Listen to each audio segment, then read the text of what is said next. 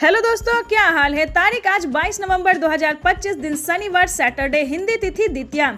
चलिए अब देश और दुनिया की तमाम महत्वपूर्ण काम की बड़ी खबरों पर नजर डालते हैं। अगर अभी तक आपने वीडियो को लाइक, चैनल को सब्सक्राइब नहीं किया तो जल्दी कीजिए। मध्य प्रदेश के किसानों के लिए बड़ी खुशखबरी। पीएम किसान सम्मान निधि योजना के तहत 21वीं किस्त का पैसा मध्य प्रदेश के लगभग 83 लाख किसानों के खाते में 2,000 रुपए भेजे हैं। सरकार का मुख्य उद्देश्य है कि किसानों को सशक्त बनाकर उनकी आय में वृद्धि करना। प्रधानमंत्री नरेंद्र मोदी ने बुधवार को 21वीं किस्त का पैसा 9 करोड़ से अधिक किसानों के खाते में ट्रांसफर किया। दिल्ली के राजेंद्र नगर मेट्रो स्टेशन पर मंगलवार को एक 16 साल का छात्र अपने जीवन का अंत कर बैठा। सुसाइड नोट में उसने स्कूल के शिक्षकों द्वारा हो रही परेशानियों का जिक्र किया। छात्र ने अपनी अंतिम इच्छा में कहा कि उसके खिलाफ कड़ी कार्रवाई की जाए ताकि कोई और छात्र इस तरह की तकलीफ ना झेले। साथ ही उसने अपनी बॉडी जरूरतमंदों को दान करने की भी बात कही। बुधवार यानी 19 नवंबर को मध्य प्रदेश, महाराष्ट्र और छत्तीसगढ़ के ज्वाइंट ऑपरेशन चलाया गया था।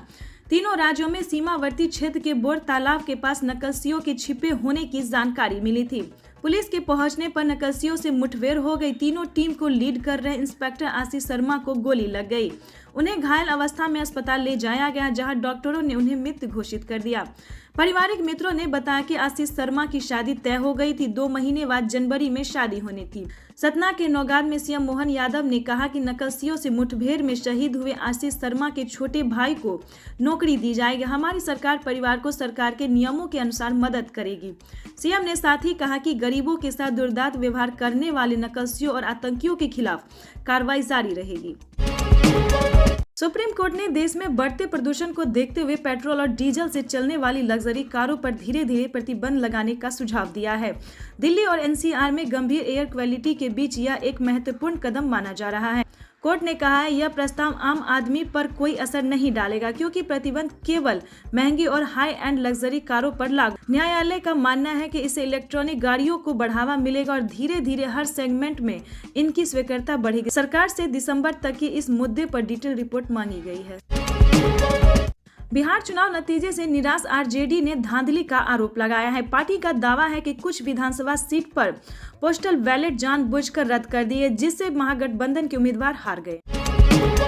बिहार के नए एनडीए सरकार के गठन के साथ ही राज्य के नीतीश कुमार के शासन का नया दौर शुरू हो गया है। शपथ ग्रहण समारोह के तुरंत बाद बिहार के मंत्री और प्रदेश भाजपा अध्यक्ष दिलीप जायसवाल ने कहा कि सरकार ने आने वाले 5 सालों में बिहार को एक विकसित राज्य बनाने की चुनौती को स्वीकार कर ली है। उन्होंने जोर देकर कहा कि कानून का शासन नई सरकार की सर्वोच्च प्राथमिकता है। न्यूज एजेंसी रिपोर्ट के मुताबिक उन्होंने कहा कि आज हमने एक विकसित बिहार के सपने को पूरा करने की चुनौती स्वीकार की है। आने वाले दिनों में युवाओं को रोजगार, महिलाओं को सम्मान और स्वरोजगार के अवसर देने का सरकार का मुख्य एजेंडा रहेगा। इसके साथ ही कानून व्यवस्था को मजबूत बनाना और जनता का भरोसा जीतना हमारी पहली जिम्मेदारी।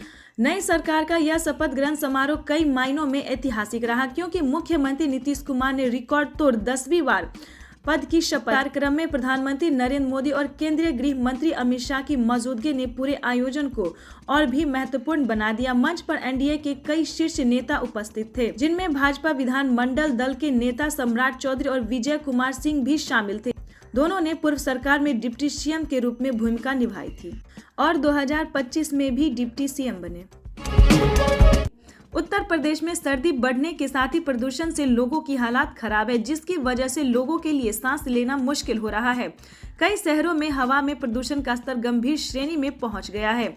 शुक्रवार 21 नवंबर को भी नोएडा, गाजियाबाद, हापुड़, मेरठ जैसे शहरों में AQI लगातार 400 के पार बना हुआ है।